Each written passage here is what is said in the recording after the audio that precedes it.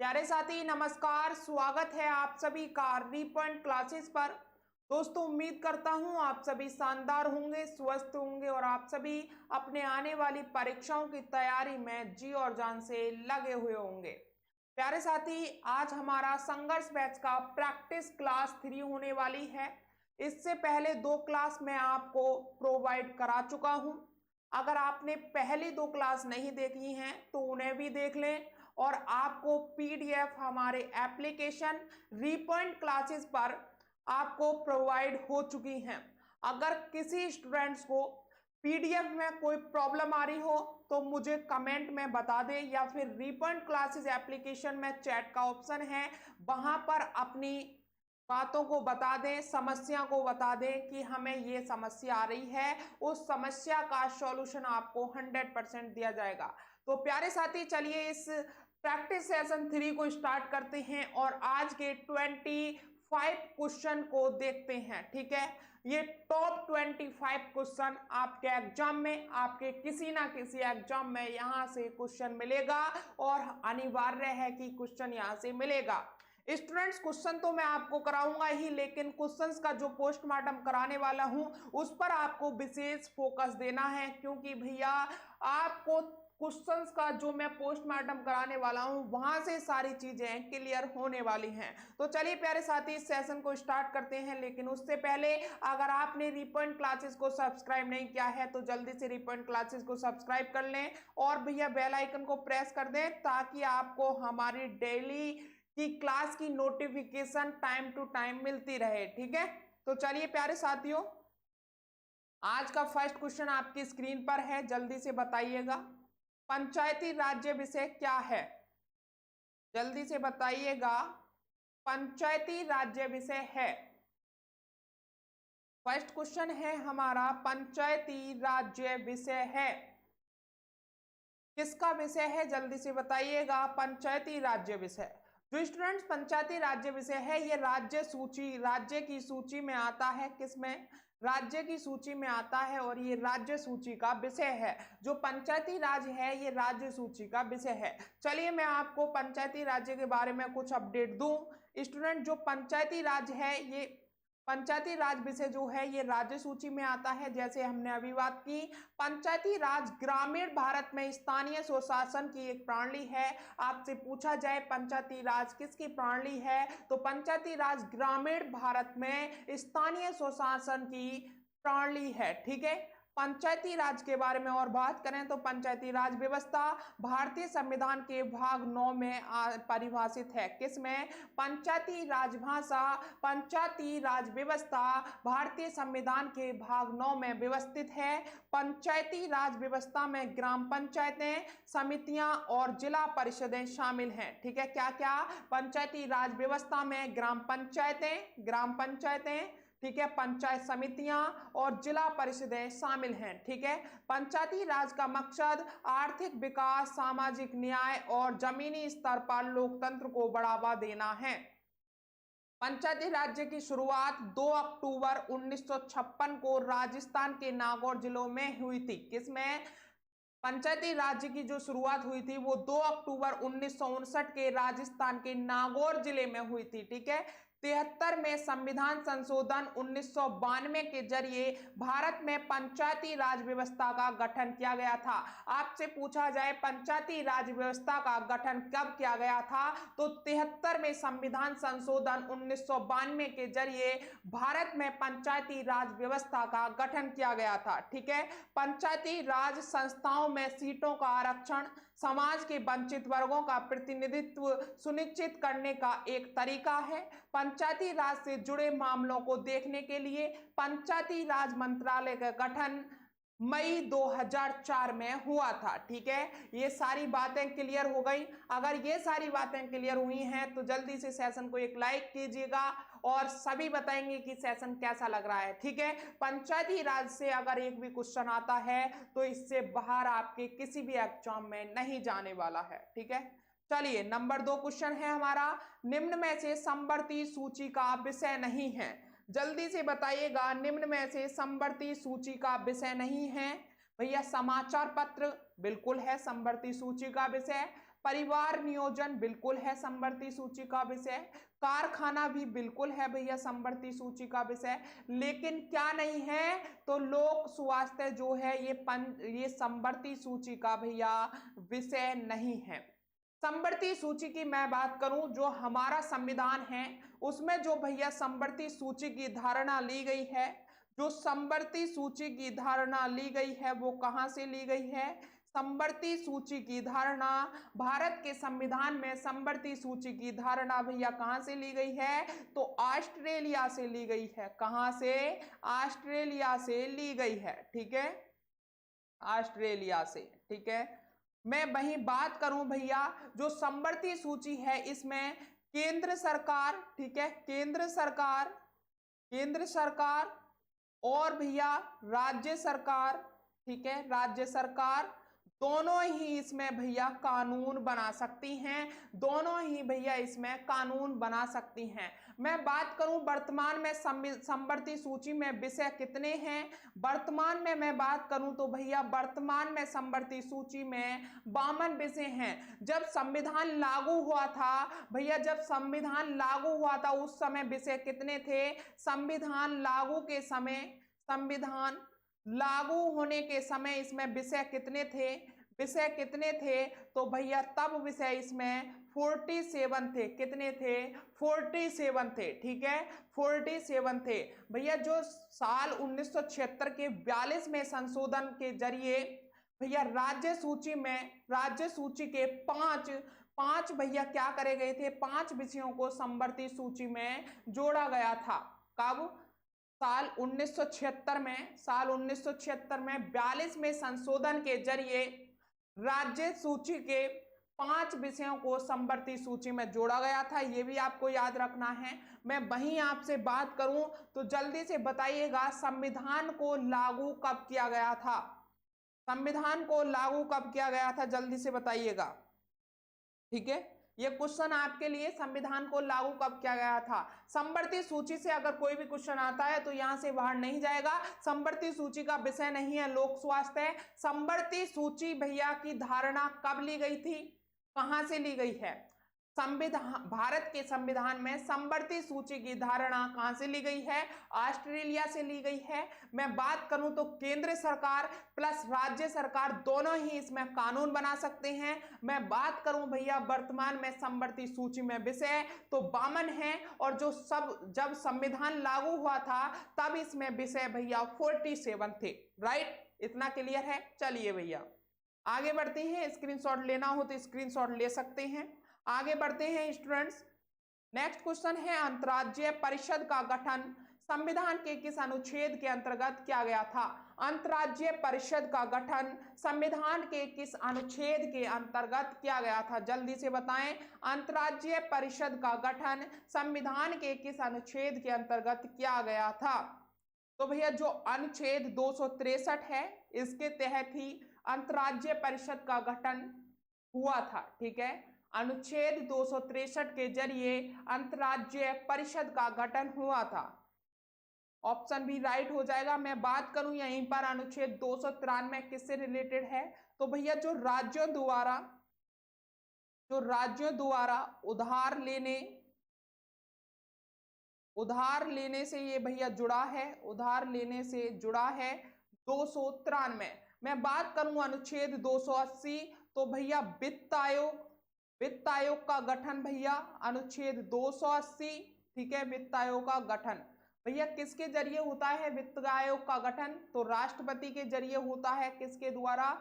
राष्ट्रपति के द्वारा होता है। यहीं पर नोट डाउन करिएगा, राष्ट्रपति द्वारा। ठीक है, राष्ट्रपति द्वारा। ठीक है, वित्त आयोग का गठन होता है। आर्टिकल 280 में इसका प्रावधान है। मैं बात करूं भैया संविधान की तो सुनिएगा, संविधान से अभी मैंने एक क्वेश्चन पूछा था। ठीक है, संविधान से अभी मैंने एक क्वेश्चन पूछा था। तो संविधान की मैं बात करूं तो वर्तमान में आर्टिकल संविधान में कितने हैं? तो भैया 470 आर्टिकल हैं। ठीक है, कितने? 470 आर्टिकल हैं। और भैया 12 अनुसूचियां हैं इसमें। कितनी? 12 अनुसूचियां हैं। 12 अनुसूचियां। भाग कितने हैं? तो स्टूडेंट्स 25 भाग हैं हमारे संविधान में। कितने?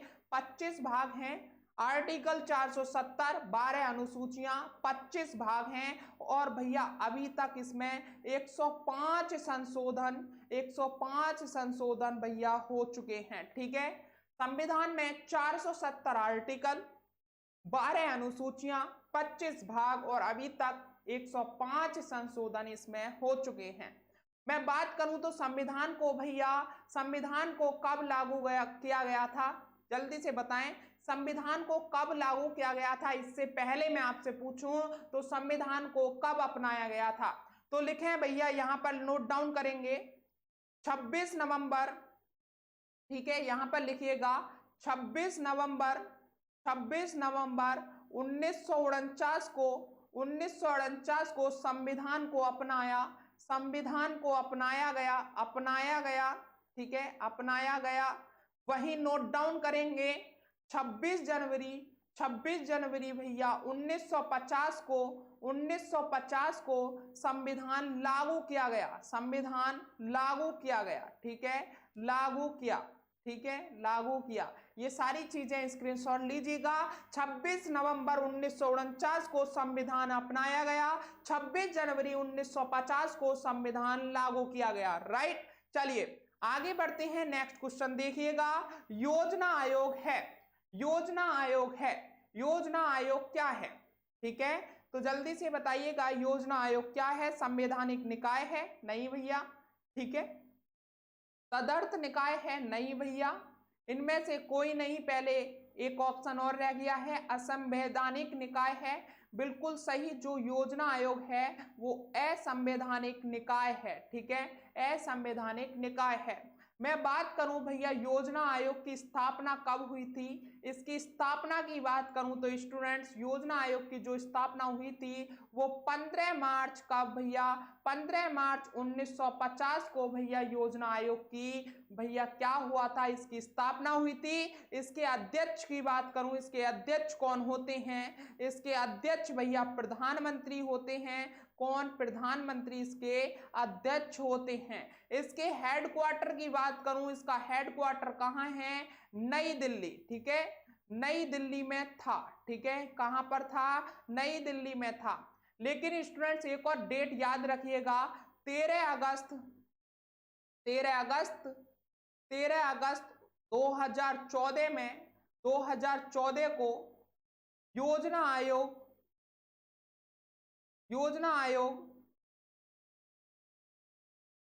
आयोग को भंग कर भैया, आयोग को भंग कर इसकी जगह नीति आयोग का गठन किया। ठीक है, आयोग का गठन किया। ठीक है, स्टूडेंट्स याद रखिएगा, जो योजना आयोग है इसकी स्थापना 15 मार्च 1950 को हुई थी। इसके अध्यक्ष भैया प्रधानमंत्री, इसका हेडक्वार्टर नई दिल्ली में था। लेकिन भैया 13 अगस्त 2014 को योजना आयोग को भंग कर नीति आयोग का गठन किया गया। योजना आयोग का मतलब था कि संसाधनों का सही इस्तेमाल कर जीवन स्तर को आगे बढ़ाया जाए। योजना आयोग का मतलब था संसाधनों का उचित इस्तेमाल कर जीवन स्तर को आगे बढ़ाया जाए। राइट, ये सारी चीजें क्लियर हुई। तो आगे बढ़ते हैं स्टूडेंट्स, लिखिएगा, भारत में मतदान की आयु सीमा को 21 वर्ष से घटाकर 18 वर्ष किया गया। भारत में मतदान की आयु सीमा को 21 वर्ष से घटाकर 18 वर्ष किया गया। लिखिएगा, 61 में संविधान संशोधन के जरिए 61 में संविधान संशोधन के तहत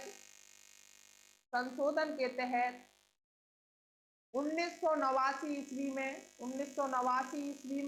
ईस्वी में भैया आयु सीमा को 21 से घटाकर 18 वर्ष किया गया था। तो इसका जो राइट आंसर हो जाएगा 1989 ईस्वी। आर्टिकल भैया, इससे आर्टिकल किसमें प्रावधान है? तो 326 में इस आर्टिकल में प्रावधान किया गया है। ठीक है, 326 में। ठीक है, चलिए स्टूडेंट्स आगे बढ़ते हैं।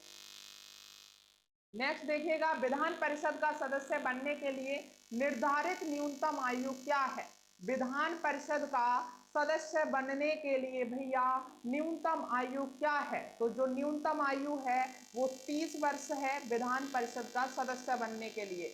मैं वहीं बात करूं विधानसभा का सदस्य बनने के लिए, विधान परिषद के सदस्य बनने के लिए 30 वर्ष, वहीं मैं बात करूं विधानसभा का सदस्य बनने के लिए, सदस्य बनने के लिए, सदस्य बनने के लिए कितनी आयु होनी चाहिए? तो भैया न्यूनतम न्यूनतम न्यूनतम 25 वर्ष होनी चाहिए। ठीक है, 25 वर्ष। ये क्लियर हो गया। विधान परिषद 30 वर्ष, ठीक है, और विधानसभा के लिए भैया 25 वर्ष होनी चाहिए। ठीक है, संविधान के आर्टिकल यानी अनुच्छेद 173 के मुताबिक, ठीक है, मुताबिक जो विधान परिषद का सदस्य बनने की आयु है वो कितनी है? 30 वर्ष है। आपसे पूछा जा सकता है किस आर्टिकल के तहत? तो आर्टिकल 173 के तहत। ठीक है, विधान परिषद का सदस्य बनने की न्यूनतम आयु 30 वर्ष होनी चाहिए। ठीक है, चलिए आगे बात करते हैं। छत्तीसगढ़ भारत का राज्य बना था। तो छत्तीसगढ़ भैया भारत का जो राज्य बना था वो 26वां राज्य बना था, और 1 नवंबर भैया 2000 को, ठीक है, 2000 को छत्तीसगढ़ अलग कर दिया गया था। छत्तीसगढ़ नाम कैसे पड़ा? तो इसमें स्टूडेंट्स पहले छत्तीसगढ़ जो था मध्य प्रदेश में शामिल था, और इसमें छत्तीसगढ़ थे इसलिए इसका नाम छत्तीसगढ़ रख दिया गया था। लेकिन अब इसमें गढ़ ज्यादा है लेकिन नाम चेंज नहीं हुआ है। छत्तीसगढ़ यानी कि इसमें छत्तीसगढ़ थे इसलिए छत्तीसगढ़ इसका नाम रख दिया गया। ठीक है, चलिए नेक्स्ट क्वेश्चन देखते हैं। रेड इंडियन जनजाति किस क्षेत्र में रहते हैं? तो रेड इंडियन जनजाति भैया उत्तर अमेरिका में रहते हैं। किसमें? उत्तर अमेरिका में। देखो फिर से आप सभी का एक ही डाउट रहता है कि सर ये हमारे इस एग्जाम के लिए क्लास होगी या फिर इस एग्जाम के लिए क्लास होगी। डियर स्टूडेंट्स, मैं आपको बता दूं और थंबनेल पर भी मैंने डलवाया हुआ है कि आप किसी भी एग्जाम की तैयारी कर रहे हो आपके लिए ये सेशन, ये क्लास बेनिफिशियल है। भैया जीके जीएस नहीं चेंज होती है। कितनी बार समझाऊं? जीके जीएस नहीं चेंज होती है। जीके जीएस में चेंज होता है तो किसी में स्टैटिक जीके का पोर्शन ज्यादा पूछ लिया जाता है, किसी में पॉलिटी का, किसी में हिस्ट्री का, किसी में इकोनॉमिक का, किसी में जियोग्राफी का, तो किसी में फिर साइंस का। जैसे मैं बात करूं रेलवे के एग्जाम में, तो रेलवे के एग्जाम में साइंस आपसे अच्छी खासी पूछी जाती है। ठीक है, आपसे polity, history, geography, static GK भी पूछी जाती है, लेकिन आपसे साइंस ज्यादा पूछी जाती है रेलवे के एग्जाम में। ठीक है, एसएससी में स्टैटिक जीके का पोर्शन ज्यादा होता है। ठीक है, यही होता है और कुछ आपसे नहीं चेंज किया जाता जीके जीएस में, यही होता है। ठीक है, चलिए तो आप किसी भी एग्जाम की तैयारी कर रहे हो इस सेशन को बिल्कुल मिस ना करें। स्टूडेंट्स एक एक क्वेश्चन अपने हाथ से बनाकर लेकर आता हूँ। ठीक है, एक एक क्वेश्चन तैयार करता हूँ, बहुत मेहनत लगती है। ठीक है, चलिए नेक्स्ट क्वेश्चन है एस्किमो जनजाति कहाँ निवास करती है? जो एस्किमो जनजाति है ये कहाँ निवास करती है? तो भैया ये कनाडा के टुंड्रा प्रदेश में, भैया कहाँ पर? कनाडा के टुंड्रा प्रदेश में निवास करती है एस्किमो जनजाति। कहाँ पर? कनाडा के टुंड्रा प्रदेश में। चलिए नेक्स्ट देखते हैं। निम्न में राज्यपाल यानी गवर्नर की शपथ ग्रहण कौन करवाता है? जल्दी से बताइएगा, जल्दी से बताइएगा भैया कौन ग्रहण करवाता है राज्यपाल की शपथ? ठीक है, तो उच्च न्यायालय का मुख्य न्यायाधीश भैया क्या करवाता है? राज्यपाल की शपथ ग्रहण करवाता है।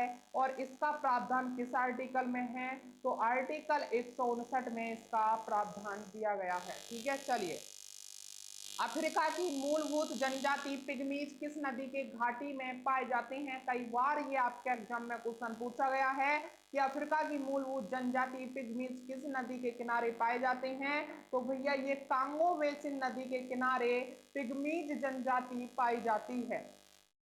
ठीक है, चलिए नेक्स्ट है स्टूडेंट विद्युत अपघटन अपक्रिया में अपचयन की क्रिया कहाँ होती है?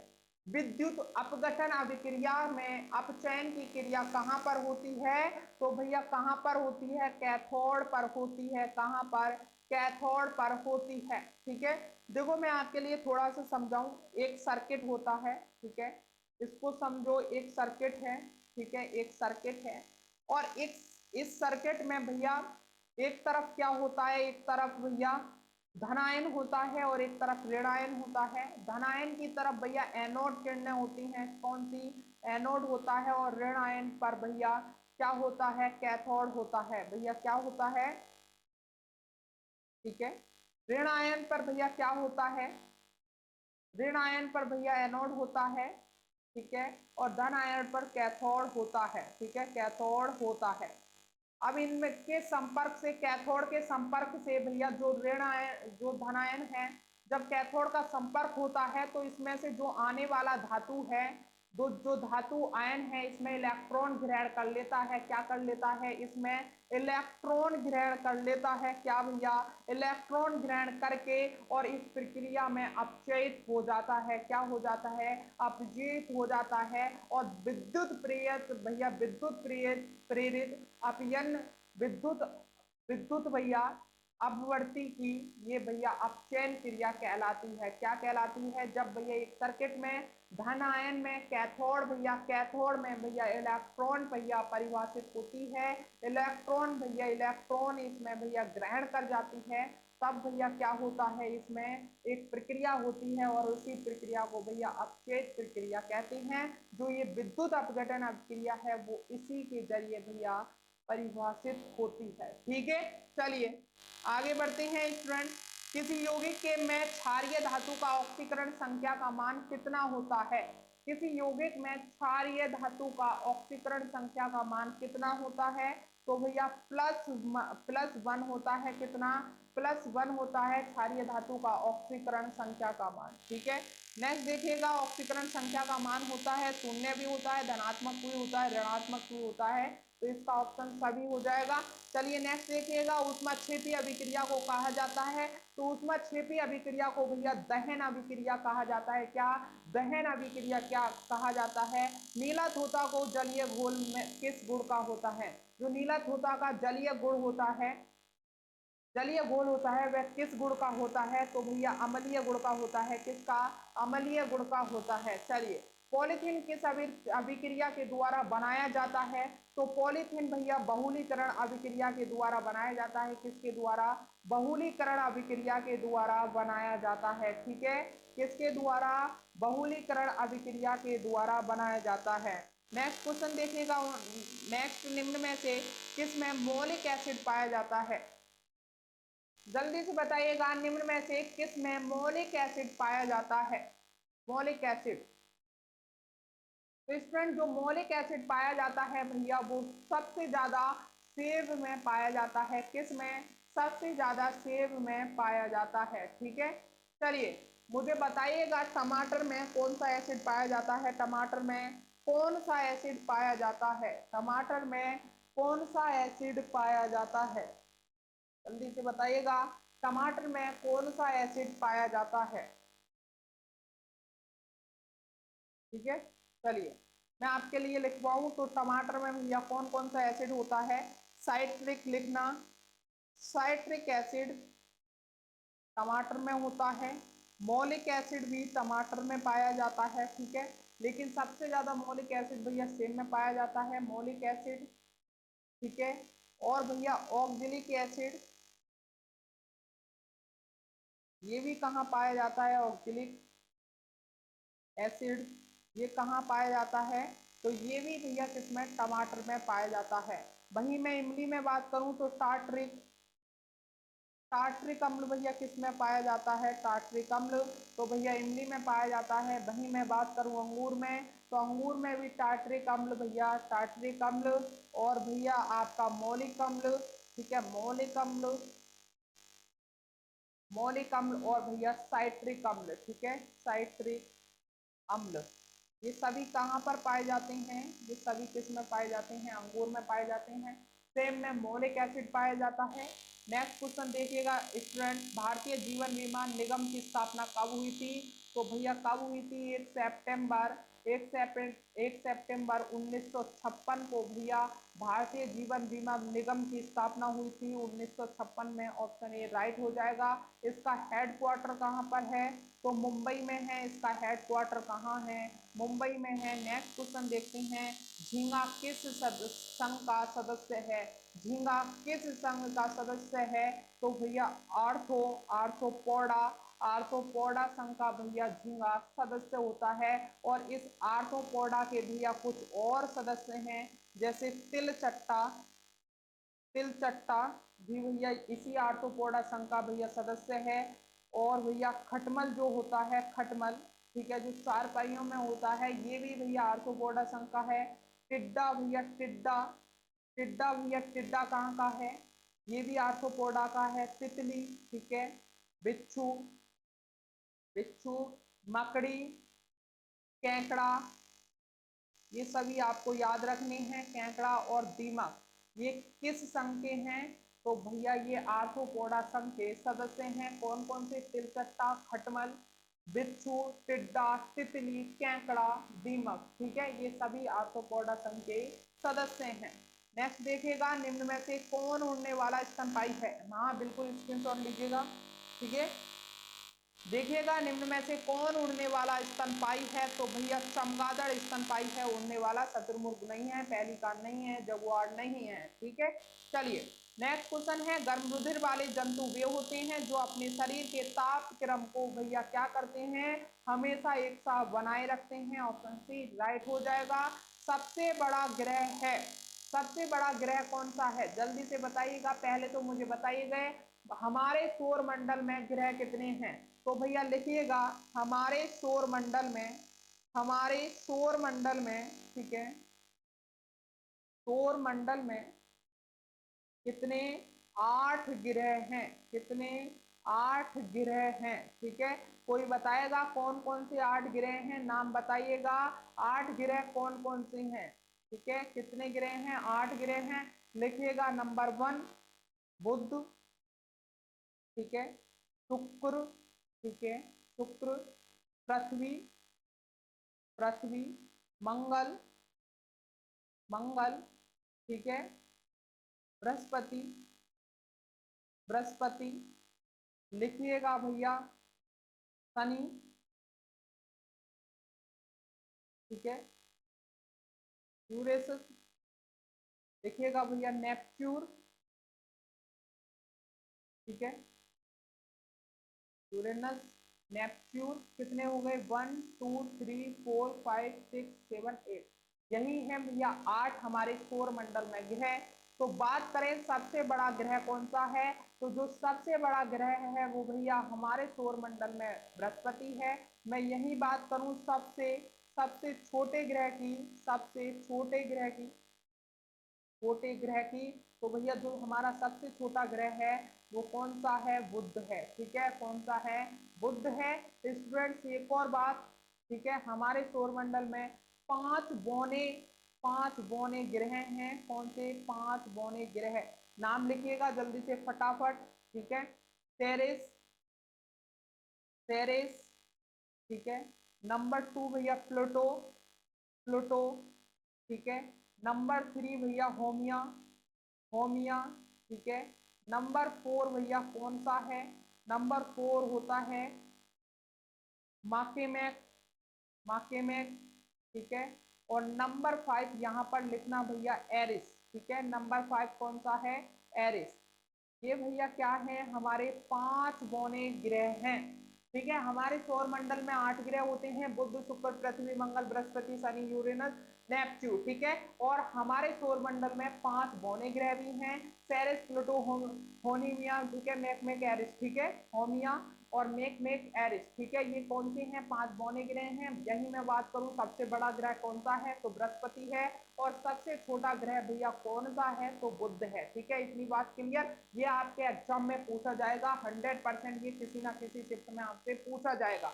चलिए आज का नेक्स्ट एंड लास्ट क्वेश्चन है, निम्नांकित में से कौन देश कोयले का सबसे बड़ा उत्पादक है। तो भैया सबसे बड़ा जो उत्पादक है कोयले का पूरे दुनिया में, हमारे पूरे विश्व में भैया कौन है, तो चीन सबसे बड़ा कोयला का उत्पादन है। ठीक है, क्या है, चीन सबसे बड़ा कोयले का उत्पादक है। तो स्टूडेंट्स यही टॉप 25 क्वेश्चन थे जो मैंने आपके लिए करा दिए हैं। अगर कोई डाउट है, ठीक है, किसी क्वेश्चन में कोई प्रॉब्लम है तो भैया मुझे बताइएगा, उसका सॉल्यूशन नेक्स्ट क्लास में आपको अवश्य दिया जाएगा।